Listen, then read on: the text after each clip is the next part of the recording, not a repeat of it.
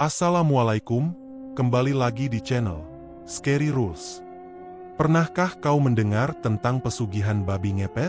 Ritual terlarang yang menjanjikan kekayaan, tapi dengan harga yang mengerikan. Ada 12 peraturan yang tak boleh dilanggar.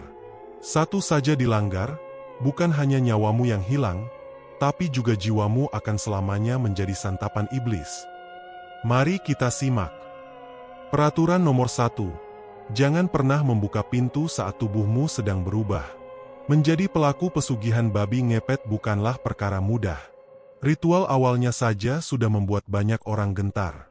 Kau harus menyerahkan sebagian darahmu, lalu membaca mantra di hadapan api kemenyan hingga tubuhmu perlahan berubah menjadi seekor babi hitam legam dengan mata merah menyala. Dari sinilah kesepakatan dengan iblis dimulai. Namun, ada satu aturan mutlak yang harus kau ingat. Jangan pernah membuka pintu rumah, kamar, atau ruangan manapun saat tubuhmu sedang dalam proses perubahan.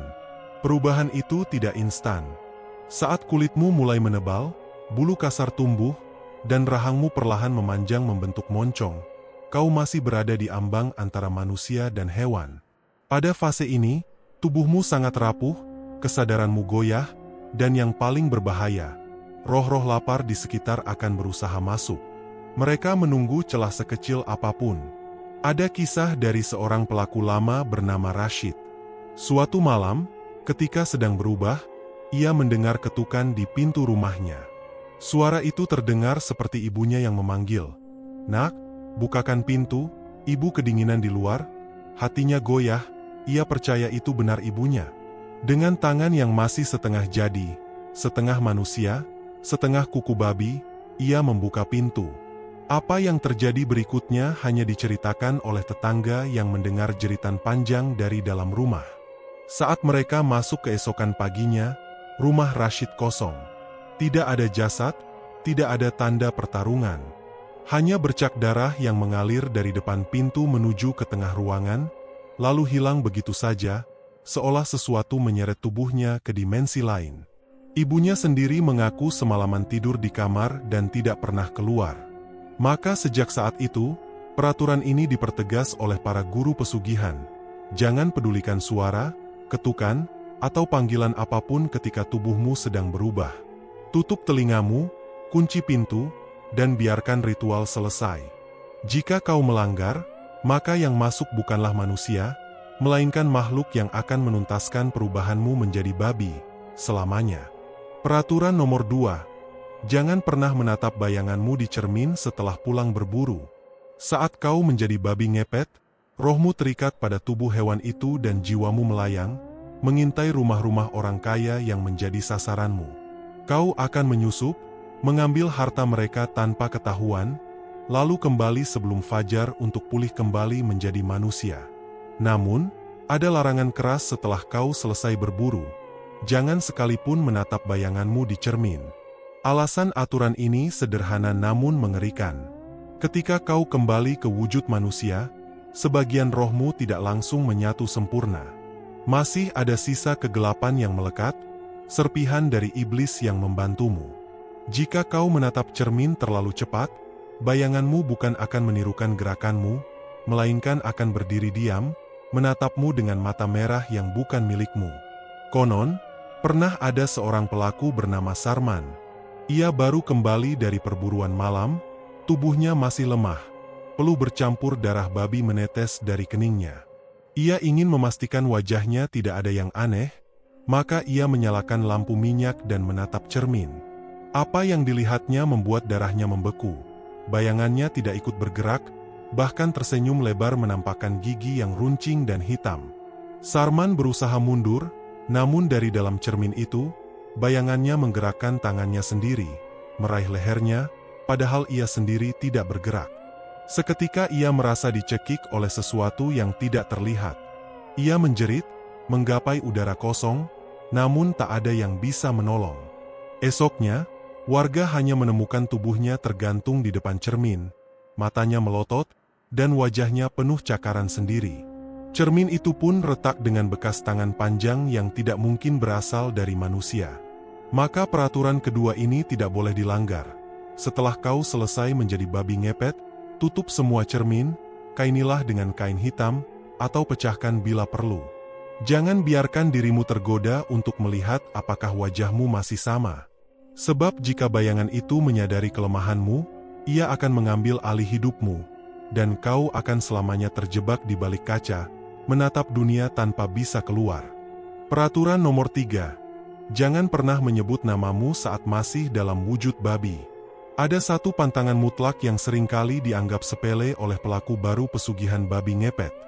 Tidak boleh menyebut nama asli saat sedang dalam wujud babi. Walau terdengar sederhana, aturan ini adalah garis pemisah antara hidup dan kematian yang sangat mengerikan. Ketika tubuhmu berubah menjadi babi, rohmu tidak sepenuhnya berada di alam manusia. Kau bergerak di antara dua dimensi, separuh berada di dunia gaib, separuh masih menempel di tubuh kasarmu. Di saat itu, identitasmu sangat rapuh. Namamu adalah pintu yang menghubungkan tubuh dan rohmu. Bila kau menyebutnya, bahkan sekadar berbisik, kau seperti menyerahkan kunci itu kepada entitas-entitas lain yang mengintai di kegelapan. Ada cerita lama tentang seorang lelaki bernama Warno, pelaku pesugihan yang baru 2 bulan belajar menjadi babi ngepet. Malam itu ia sedang menyusup ke sebuah rumah besar, mengambil perhiasan dan uang. Namun karena kaget mendengar suara gonggongan anjing, ia spontan mengumpat menyebut namanya sendiri. Saat itu juga, tubuh babi hitamnya terdiam kaku, matanya berubah putih pucat, dan ia tak bisa lagi bergerak. Dari dalam kegelapan rumah itu, muncul sosok tinggi hitam dengan tangan panjang, matanya merah menyala. Sosok itu menyeringai dan berbisik, "Kunci sudah kubawa, Warno. Sekarang tubuhmu, milikku." Keesokan paginya, warga desa menemukan seekor babi dengan wajah aneh, seperti setengah manusia. Tubuhnya membusuk, tapi matanya masih berkedip. Anehnya lagi, istri Warno bersumpah setiap malam mendengar suaminya berteriak dari dalam dinding rumah mereka, seakan suaranya terjebak di antara batu bata. Maka, pantang keras bagi siapapun yang menjadi babi ngepet untuk menyebut namanya sendiri.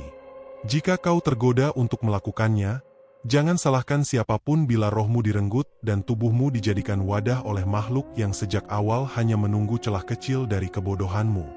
Ingat, dalam wujud babi, kau hanyalah tamu di dunia mereka. Dan tamu yang ceroboh, tidak akan pernah bisa pulang.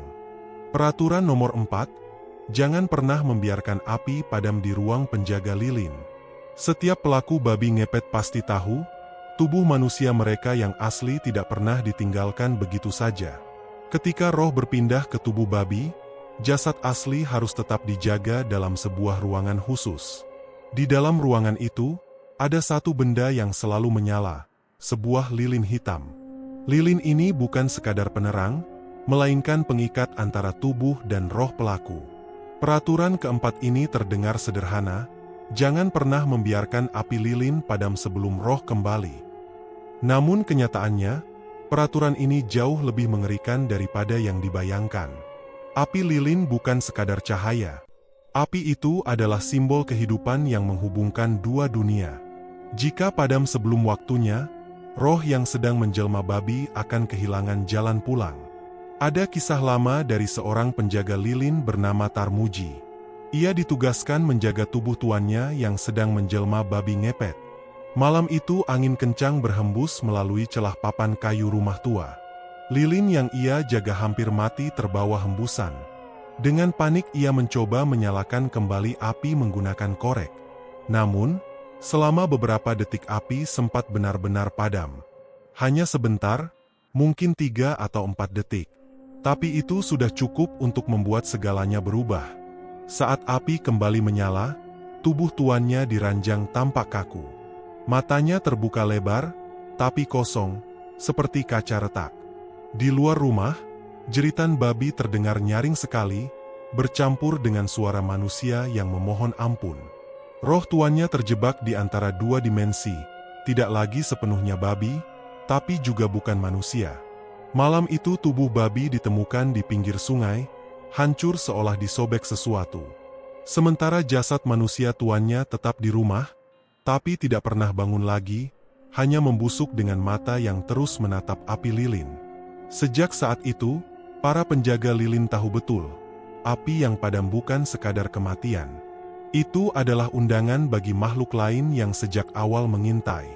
Saat lilin padam, roh babi ngepet tidak hanya tersesat. Ia bisa dicuri, ditelan, bahkan dijadikan bahan barter bagi entitas gaib yang lebih kuat. Dan jika itu terjadi, bukan hanya pelaku yang binasa, tapi juga penjaga lilin bisa ikut terseret. Tubuhnya mengering seperti batang kayu terbakar. Maka, peraturan keempat ini selalu diulang-ulang dengan nada mengancam. Jaga api, atau api akan membakar hidupmu sendiri. Peraturan nomor 5. Jangan pernah meneteskan darah di tanah saat berubah. Setiap pelaku pesugihan babi ngepet tahu, proses berubah wujud dari manusia menjadi babi bukanlah hal sederhana. Ada ritual, mantra, dan jimat yang harus digunakan.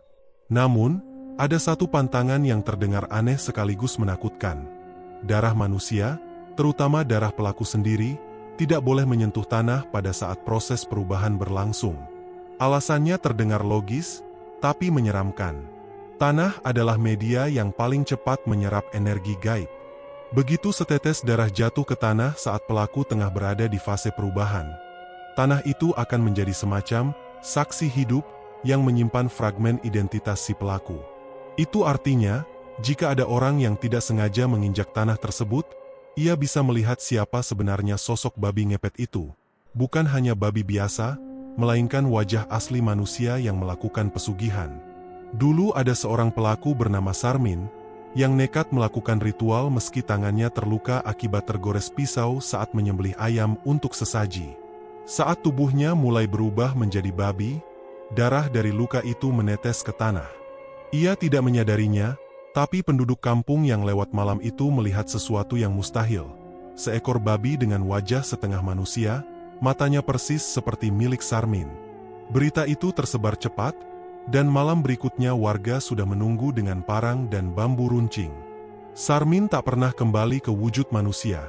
Tubuh babinya mati dipukuli orang kampung, sementara jasad manusianya ditemukan di rumah, dengan wajah yang hancur seakan ditusuk ratusan kali. Bukan hanya itu, darah yang jatuh ke tanah juga konon menjadi santapan bagi makhluk lain yang selama ini mengawasi ritual babi ngepet. Jika tanah menyerap darah pelaku, maka ikatan antara pelaku dan makhluk penolongnya menjadi rusak. Sang makhluk akan menganggap pelaku melanggar janji, lalu menuntut balasan. Ada yang tubuhnya tiba-tiba mengering seperti mayat lama, ada juga yang langsung terbakar dari dalam, kulitnya melepuh seperti kayu gosong padahal tidak ada api di sekitarnya. Maka, para guru pesugihan selalu berpesan, sebelum ritual, pastikan tubuhmu tak terluka sedikit pun. Jika ada luka, tutup rapat dengan kain atau jimat penahan darah. Karena satu tetes saja yang jatuh ke tanah bisa membuka tabir rahasia, mengundang kematian, dan menyeretmu lebih cepat ke neraka yang kau ciptakan sendiri. Peraturan ini jelas. Jangan biarkan darahmu jatuh ke tanah saat berubah, atau tanah itu akan memanggil kematianmu sendiri. Peraturan nomor 6. Jangan pernah menoleh ke cermin saat rohmu berada di tubuh babi. Setiap pelaku pesugihan babi ngepet selalu mengalami fase di mana roh mereka keluar dari tubuh manusia dan berpindah ke wujud seekor babi. Sementara itu, tubuh asli mereka dibiarkan terbaring kaku di rumah, dijaga oleh seseorang yang dipercaya. Dalam keadaan ini, jiwa mereka sangat rapuh, bagai benang tipis yang mudah putus. Karena itulah, ada satu larangan paling mengerikan. Jangan pernah menatap atau menoleh ke cermin sebelum rohmu kembali ke tubuh manusia. Alasan larangan ini bukan sekadar tahayul. Cermin dianggap sebagai gerbang bagi jiwa, sebuah benda yang bisa merefleksikan bukan hanya wajah, tapi juga esensi seseorang. Ketika roh pelaku sedang berada di tubuh babi, refleksi di cermin tidak akan menampilkan wujud manusia, juga bukan sosok babi, melainkan perwujudan asli dari dosa dan kejahatan yang telah dilakukan pelaku. Konon, ada cerita seorang pelaku pesugihan bernama Jatmiko. Saat ia kembali ke rumah usai berubah, tubuhnya yang tergeletak kebetulan berada di ruangan dengan sebuah cermin besar. Entah mengapa, ia tergoda untuk menoleh ke arah cermin sebelum benar-benar menyatu kembali dengan tubuhnya. Saat itu, Ia melihat sosok mengerikan.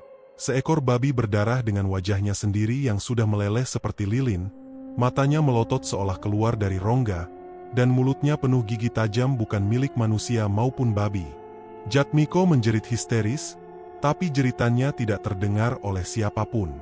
Orang-orang hanya menemukan tubuhnya kejang-kejang di lantai, sementara matanya pecah seperti kaca.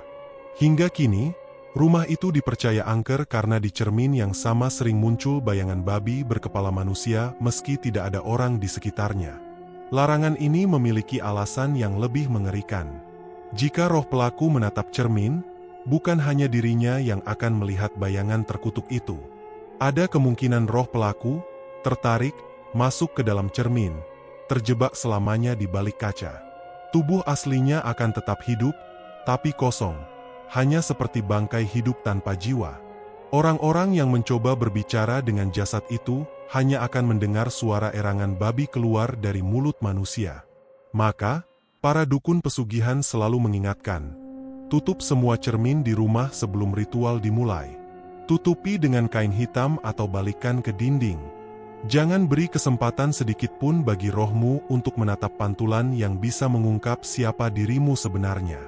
Karena sekali kau melanggar, cermin itu akan menjadi penjara abadi. Peraturan ini jelas. Jangan pernah menoleh ke cermin saat rohmu berada di tubuh babi, atau kau akan terjebak di balik kaca untuk selama-lamanya. Peraturan nomor 7. Jangan pernah makan daging babi setelah ritual, meski hanya sejumput. Setiap pelaku pesugihan babi ngepet memiliki satu pantangan paling aneh namun berbahaya. Tidak boleh menyentuh, apalagi memakan daging babi setelah melakukan ritual. Alasannya bukan soal rasa jijik atau pantangan agama, melainkan karena daging babi diyakini menjadi penghubung langsung antara tubuh manusia pelaku dan roh babi yang ia gunakan saat mencari harta. Daging babi dianggap sebagai fragmen tubuh yang masih memiliki ikatan mistis dengan energi babi ngepet. Begitu seorang pelaku nekat memakannya, meskipun hanya setetes kuah atau sejumput kecil daging, maka batas antara tubuh manusia dan roh babi akan kabur. Tubuh manusia mulai menolak jiwanya sendiri, perlahan menumbuhkan sifat hewan liar yang mengerikan. Ada kisah lama tentang seorang pelaku bernama Wirya. Setelah bertahun-tahun sukses mendapatkan kekayaan lewat babi ngepet, ia merasa pantangan itu terlalu konyol. Suatu malam, saat ada pesta besar di kampungnya, ia tergoda memakan sate babi yang disediakan tamunya. Awalnya tidak terjadi apa-apa, hanya rasa nikmat yang bahkan lebih lezat dari biasanya. Namun, beberapa jam kemudian tubuhnya mulai berubah. Giginya memanjang, kulitnya menjadi kasar dan dipenuhi bulu hitam, dan matanya berwarna merah menyala. Ia berlari ke ladang, menjerit sekeras-kerasnya hingga orang-orang yang mendengarnya langsung jatuh sakit.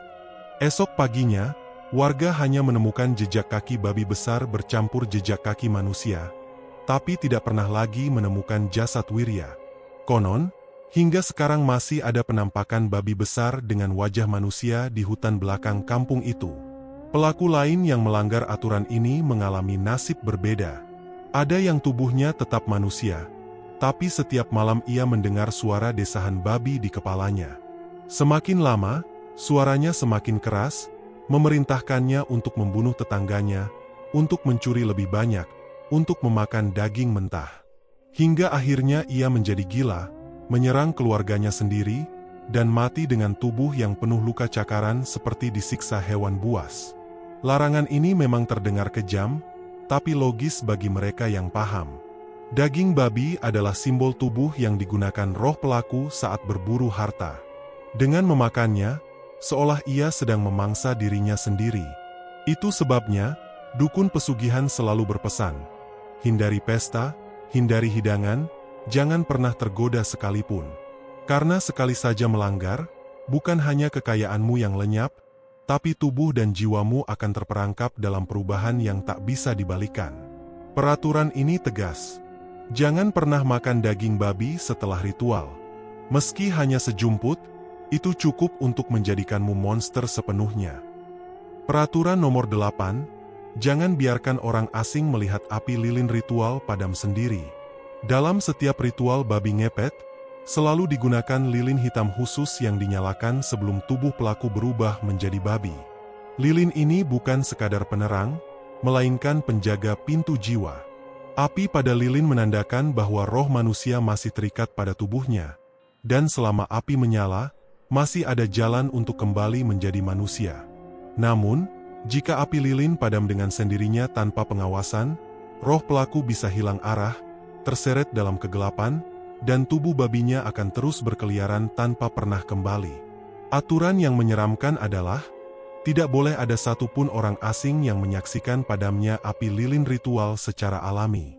Karena saat itu terjadi, mata mereka akan langsung ditandai.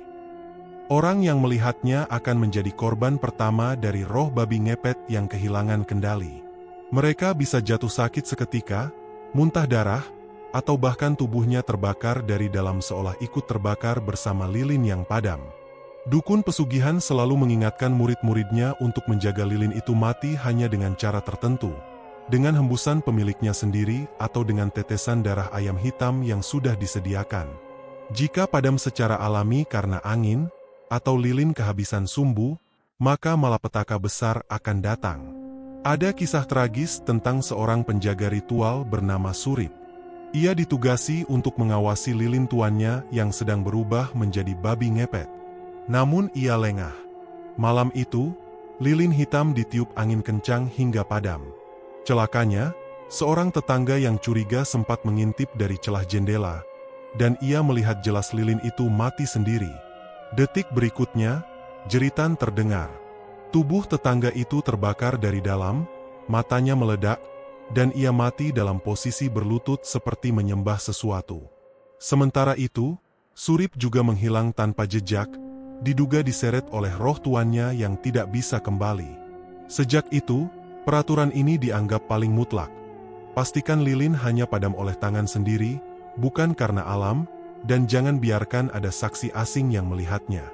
Bahkan bila ada orang luar yang tak sengaja melihat, para pelaku pesugihan diwajibkan untuk menghabisinya malam itu juga, agar kutukan tidak menyebar. Peraturan ini terdengar sadis, tapi logis. Lilin adalah penanda kehidupan, dan orang asing yang melihat padamnya api akan menjadi medium energi liar yang keluar.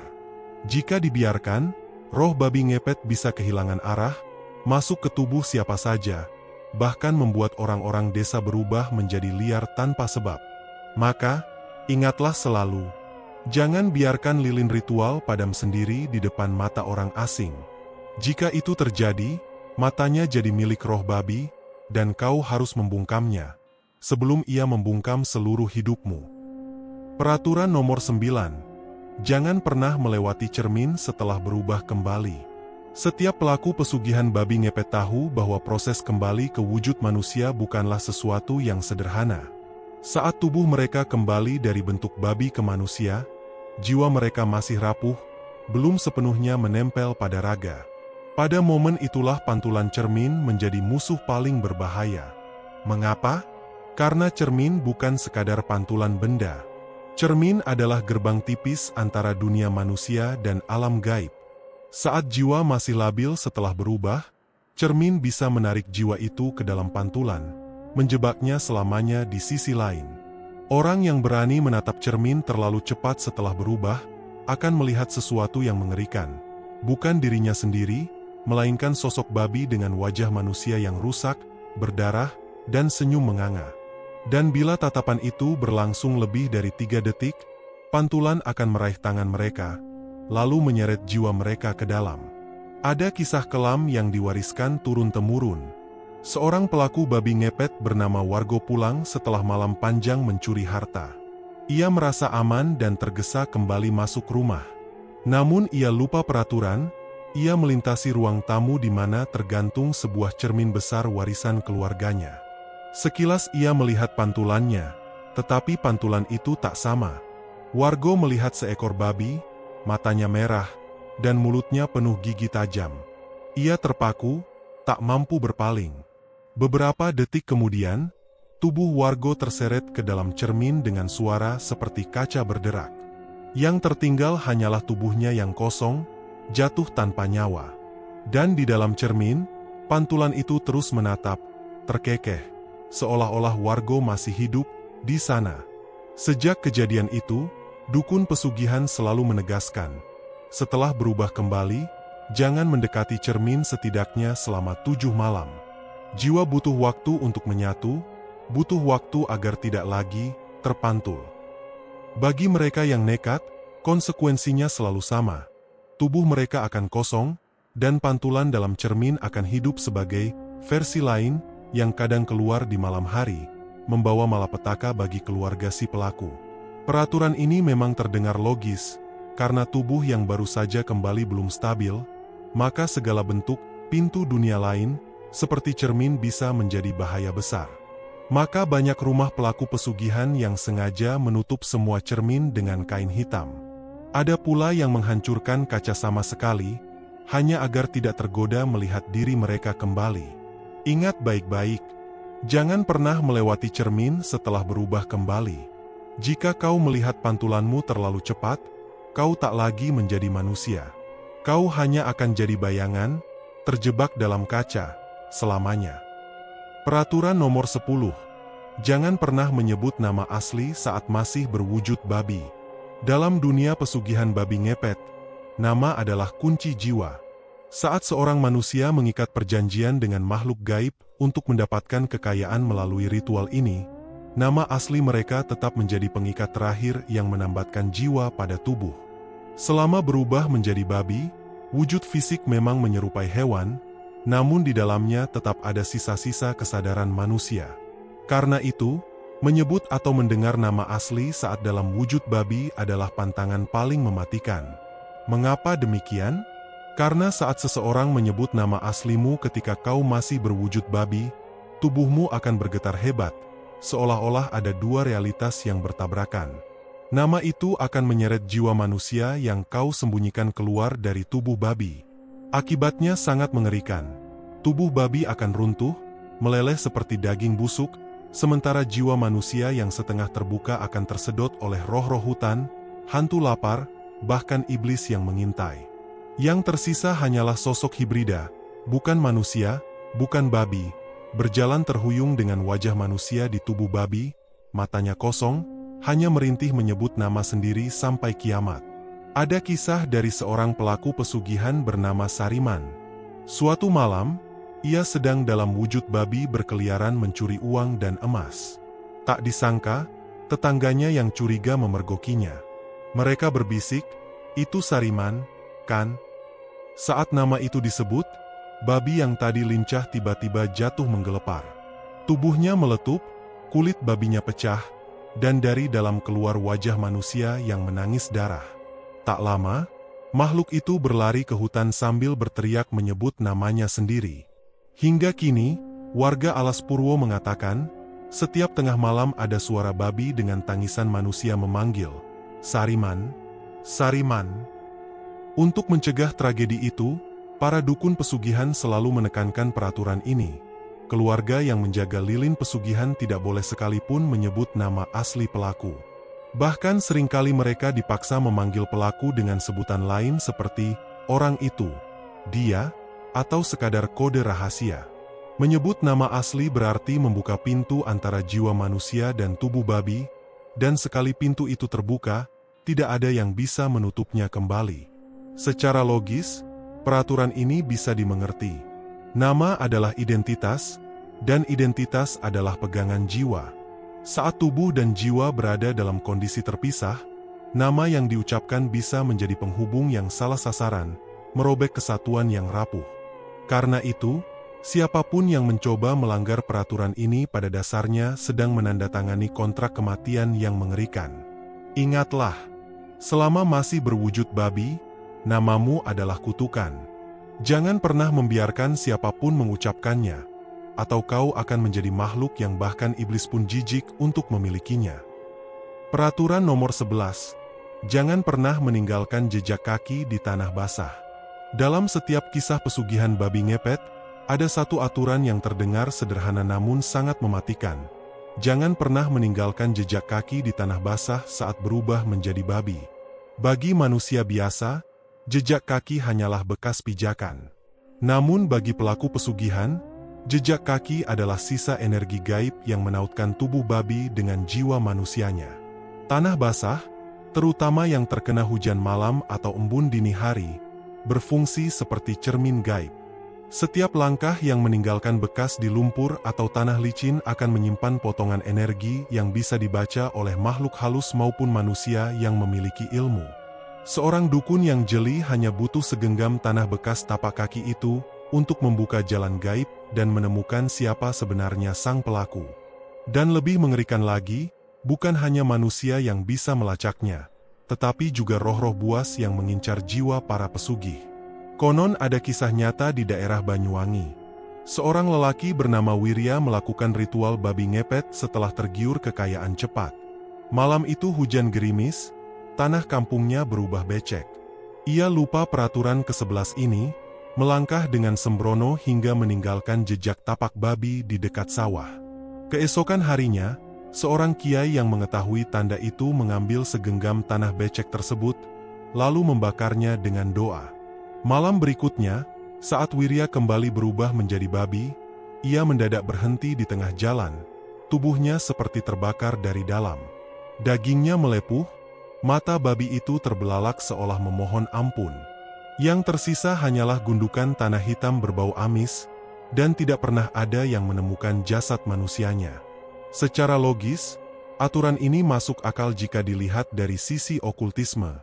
Jejak adalah identitas gaib, mirip sidik jari atau DNA. Saat pelaku babi ngepet berusaha menyembunyikan dirinya, meninggalkan jejak di tanah basah sama saja dengan meninggalkan tanda tangan di dunia kasat mata yang dapat digunakan sebagai kunci untuk membuka pintu ke dalam dirinya. Itulah sebabnya, para dukun pesugihan biasanya memberi peringatan keras. Lakukan ritual hanya di malam kering, hindari sawah, tanah berlumpur, atau jalanan yang baru diguyur hujan. Bahkan sebagian dari mereka melapisi telapak kakinya dengan minyak hitam gaib sebelum bertransformasi, agar setiap langkah tak meninggalkan bekas di bumi. Karena sekali seseorang menemukan jejak itu, tamatlah riwayatmu. Peringatan terakhir. Jejak kaki adalah sisa nyawamu. Jangan biarkan tanah menyimpannya, atau tanah itu akan menjadi liang lahatmu sendiri. Peraturan nomor 12. Jangan pernah menatap cermin setelah kembali menjadi manusia.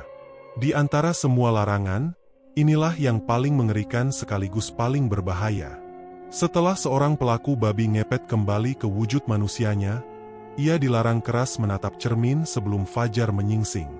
Cermin, yang bagi manusia biasa hanya sekadar benda pemantul wajah, bagi pelaku pesugihan adalah pintu gaib yang mampu menyingkap identitas sejati mereka.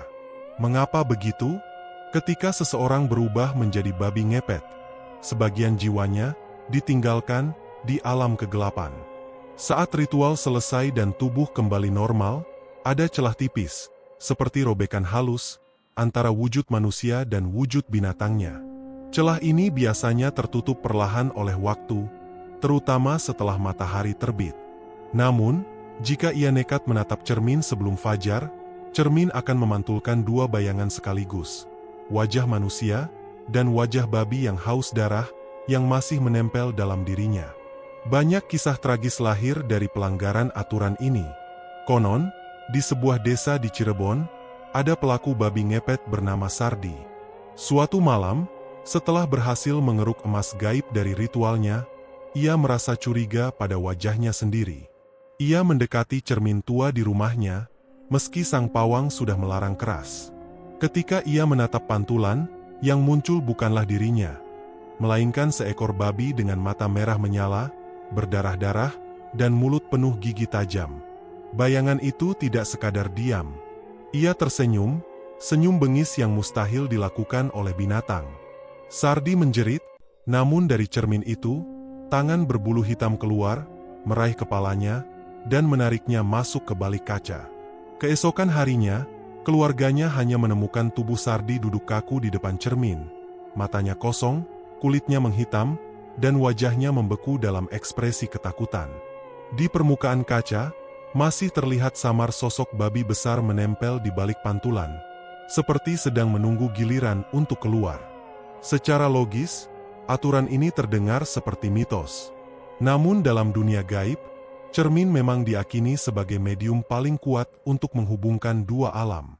Saat pelaku babi ngepet masih menyisakan bayangan hewan dalam dirinya, cermin bertindak sebagai pemanggil yang memperlihatkan siapa mereka sebenarnya. Dan jika bayangan itu lebih kuat daripada jiwa manusia yang tersisa, maka tubuh manusia akan hancur, digantikan oleh sisi binatangnya yang haus darah.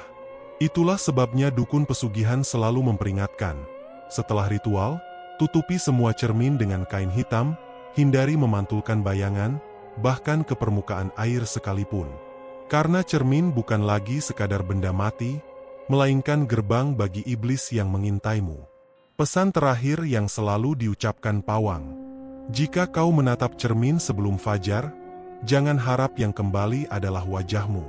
Yang akan menatap balik hanyalah monster yang selama ini kau pelihara, dan ia akan menggantikanmu untuk selamanya.